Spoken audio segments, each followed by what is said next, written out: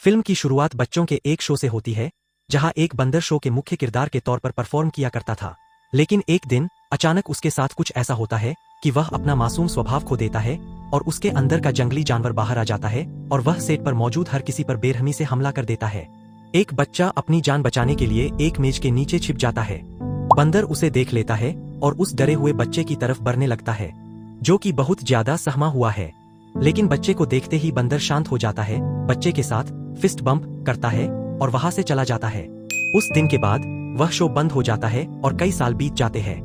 अब हम गांव के इलाके में एक बुजुर्ग आदमी को देखते हैं जो एक फिल्म सेट के लिए घोड़ों को ट्रेनिंग दे रहा है। अचानक आसमान से अजीब सी चीजें गिरने लगती है। एक सिक्का तेजी से नीचे गिरता है और सीधे उस बूढ़े आदमी के सिर पर लगता है, जिससे उसकी तुरंत मौत हो जाती है। उसका बेटा ओजे, जो वहीं पास में खड़ा था, अपने पिता के साथ हुई इस घटना से सदमे में आ जाता है। डॉक्टर उसे दिलासा देते हैं और कहते हैं कि यह एक अजीब सा हादसा था। उन्हें लगता है कि ऊपर से उड़ते हुए किसी हवाई जहाज से वह सिक्का नीचे गिरा होगा। ओजे इस बात पर यकीन कर लेता है क्योंकि उस दिन उसने आसमान में कोई तेज सरसराहट जैसी आवाज सुनी थी। 6 महीने बीत जाते हैं। अब ओजे को ही अपने परिवार का बिजनेस संभालना पड़ता है। वह घोड़ों को ट्रेनिंग देता है और एक दिन उसे एक फिल्म सेट पर काम मिल जाता है, जहां वह अपने घोड़े लकी को साथ ले जाता है। सेट पर ओजे की बहन अपना परिचय देती है। वह बड़े गर्व से बताती है कि इतिहास की सबसे पहली चलती फिरती तस्वीर में जिस आदमी ने घोड़े की सवारी की थी, वह उन्हीं का पूर्वज था और तब से लेकर अब तक उनका परिवार हॉलीवुड फिल्मों के लिए घोड़ों को ट्रेनिंग देता आ रहा है। लेकिन जब फिल्म की शूटिंग शुरू होती है तो ओजे का घोड़ा लकी किसी चमकदार चीज की परछाई देखकर डर जाता है और बेकाबू हो जाता है। फिल्म की पूरी टीम उस बेकाबू घोड़े को देखकर दहशत में आ जाती है और वे उसके साथ काम करने से साफ मना कर देते हैं। ओजे को उस काम से निकाल दिया जाता है और वह बहुत दुखी होता है क्योंकि वह अपने परिवार के इस पुश्तैनी बिजनेस को किसी तरह जिंदा रखने की जद्दोजहद कर रहा होता है। उसे यह एहसास होता है कि अब उसे उस तरह से काम नहीं मिल पाएगा जिस तरह से उसके पिता को मिला करता था। वह लकी को बेचने का फैसला करता है। वह घोड़े को पास के एक थीम पार्क में ले जाता है, जहां उसकी मुलाकात रिकी से होती है। पता चलता है कि रिकी वही बच्चा था जो सालों पहले बंदर के हमले में बच गया था। रिकी अपने पास आने वाले हर किसी को उस दिन की कहानी सुनाता है और बताता है कि वह उस हादसे में कैसे बच पाया। अब वह एक कामयाब इंसान है और उसका अपना थीम पार्क है।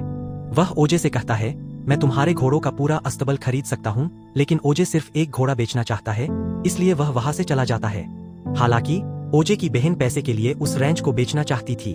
बाद में रात के समय जब वे घर पर होते हैं तो लाइटें टिमटिमाने लगती है।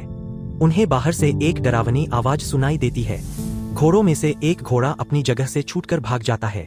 ओजे उस घोड़े का पीछा करने के लिए जल्दी से अपने ट्रक में बैठता है, लेकिन तभी उसे आसमान में एक अजीब सी चीज दिखाई देती है। वह एक यूएफओ जैसी दिखती है। ओजे यह देखकर पूरी तरह से हैरान रह जाता है। यूएफओ बहुत तेजी से गायब हो जाता है और ओजे देखता है कि जैसे ही यूएफओ जाता है, बिजली वापस आ जाती है। उसे एहसास होता है कि जब भी यूएफओ पास आता है तो बिजली चली जाती है। वह जल्दी से वापस जाता है और अपनी बहन को उस यूएफओ के बारे में बताता है जो उसने देखा था। उसकी बहन बहुत उत्साहित हो जाती है और उससे कहती है कि अगर वो उसका एक साफ वीडियो बना ले तो वो उसे मीडिया को बेचकर अमीर बन सकते हैं। इसलिए वो यूएफओ का वीडियो बनाने का एक प्लान बनाते हैं। क्योंकि वो पूरी रात जाग नहीं सकते, इसलिए वो अगले ही दिन अपने घर पर सिक्योरिटी कैमरे लगाने का फैसला करते हैं। एक टेक्नीशियन कैमरे लगाने के लिए आता है और उसे यह बहुत अजीब लगता है कि वो चाहते हैं कि कैमरे घर के आसपास के बजाय आसमान की तरफ हों। टेक वर्कर को शक है कि उसने आसमान में कुछ अजीब देखा है। क्योंकि वह जिज्ञासु है, इसलिए वह अपने घर से ही कैमरों तक सीक्रेट एक्सेस सेट कर लेता है। रात में ओजे और उसकी बहन यूएफओ के वापस आने का इंतजार करते हैं। आखिरकार यूएफओ उनके घर के पास आता है, लेकिन कैमरे उसे रिकॉर्ड नहीं कर पाते क्योंकि उसकी मौजूदगी से उस इलाके के सभी इलेक्ट्रॉनिक डिवाइस बंद हो जाते हैं। ओजे और उसकी बहन अब यह बात समझ जाते हैं। उन्हें एहसास होता है कि यूएफओ को फिल्माने के लिए उन्हें ऐसा कैमरा ढूंढना होगा जो बिजली से न चलता हो। इस बीच टेक वर्कर अपने घर से फुटेज देख रहा होता है। वह गौर करता है कि जब वह वीडियो को तेजी से चलाता है तो सारे बादल हिलते हैं, सिवाय एक के। जरूर उसके अंदर कुछ छिपा हुआ है। वह ओजे के घर जाता है उन्हें यह बताने के लिए। ओजे और उसकी बहन समझाते हैं कि यह एक यूएफओ है, लेकिन बादल की एक तस्वीर दुनिया के लिए काफी सबूत नहीं है। टेक वर्कर सहमत होता है और कहता है कि कोई भी उन पर यकीन नहीं करेगा, इसलिए उन्हें कोई बेहतर तरीका ढूंढना होगा। थीम पार्क में रिकी एक बड़ी भीड़ के लिए लाइव शो होस्ट कर रहा है। वह दावा करता है कि वह बड़ी बड़ी चीजों को गायब कर सकता है। आज वह उस घोड़े को यूएफओ को भेंट करने का प्लान बनाता है जिसे उसने ओजे से खरीदा था। एक बड़ी भीड़ यह सब देख रही है। अचानक एक जबरदस्त तूफान आ जाता है और रिकी खुश नजर आता है। उसे लगता है कि उसका शानदार शो एकदम सही चल रहा है। आसमान में वह स्थिर बादल सीधे रिकी के पार्क के ऊपर आ जाता है।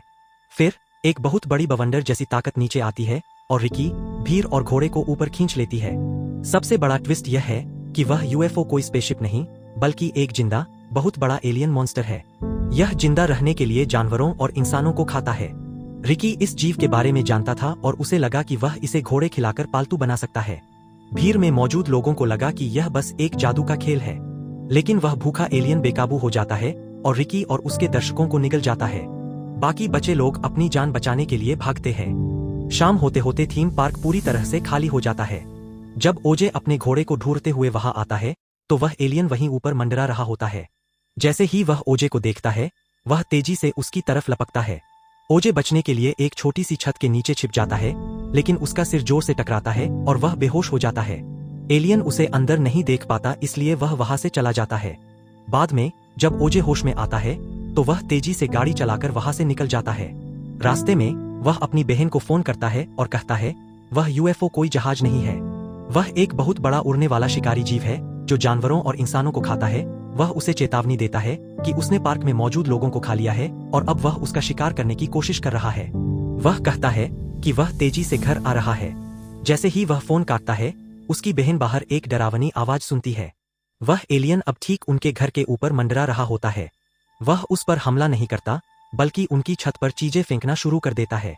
वह उन लोगों का सामान नीचे बरसाता है जिन्हें उसने खाया था। नकली सिक्के, चाबियां और खून नीचे गिरते हैं। 1 मिनट के अंदर ही उनका पूरा घर खून से लथपथ हो जाता है। अब हमें समझ आता है कि वह एलियन धातु या प्लास्टिक की चीजों को पचा नहीं पाता, इसलिए वह उन्हें बारिश की तरह बाहर थूक देता है। इससे यह बात साफ हो जाती है कि ओजे के पिता की मौत उस ऊपर से गिरे सिक्के की वजह से कैसे हुई। ओजे और उसकी बहन यह बात उस टेक गाई को समझाते हैं। वो अब भी उस एलियन का वीडियो बनाना चाहते हैं ताकि यह साबित हो सके कि वह सच में मौजूद है, लेकिन उसका वीडियो बनाना आसान नहीं होगा क्योंकि वह अपने आसपास के सभी इलेक्ट्रॉनिक उपकरणों को बंद कर देता है, इसलिए आधुनिक कैमरे उसके करीब आते ही बंद हो जाएंगे। तो वो उसे रिकॉर्ड कैसे कर पाएंगे।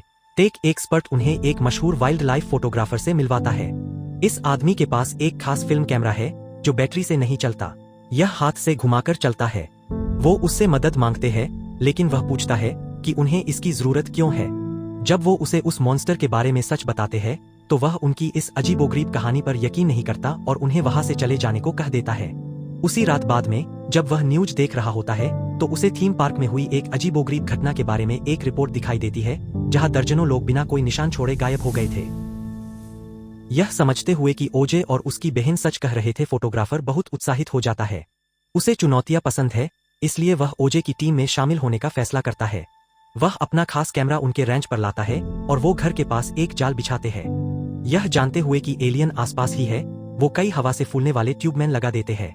चूंकि इन्हें बिजली की जरूरत होती है, इसलिए जब वह मॉन्स्टर पास आएगा तो ये बंद हो जाएंगे और एक अलार्म का काम करेंगे। सब कुछ सेट करने के बाद वो उस जीव के दिखाई देने का इंतजार करते हैं। अचानक ओजे की बहन देखती है कि एक आदमी मोटरसाइकिल पर उस खतरनाक थीम पार्क की ओर जा रहा है जहां वह एलियन आमतौर पर शिकार करता है। वह उसे रोकने के लिए दौड़कर उसके पास जाती है। वह उससे पूछती है कि वह कौन है और वह यहाँ क्या कर रहा है।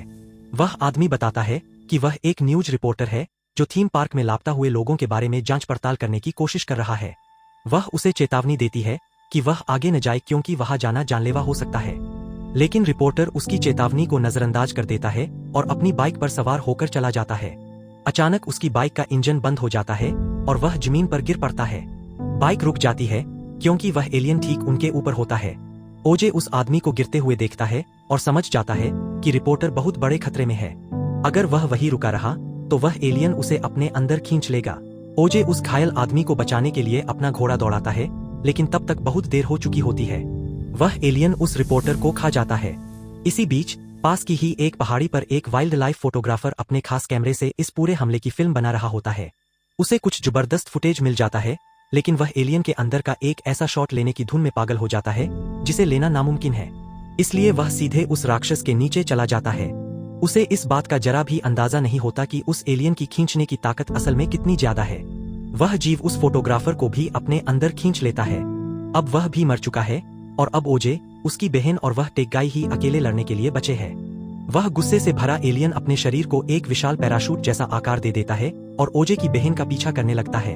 अपनी जान बचाने के लिए वह जितनी तेज दौड़ सकती है उतनी तेज दौड़ती है और किसी तरह उस गिरे हुए रिपोर्टर की मोटरसाइकिल तक पहुंचने में कामयाब हो जाती है। वो बाइक पर कूदती है और इंजन चालू करने की पूरी कोशिश करती है। किस्मत से बाइक चालू हो जाती है क्योंकि वो एलियन के एनर्जी फील्ड से बस थोड़ी ही दूर होती है।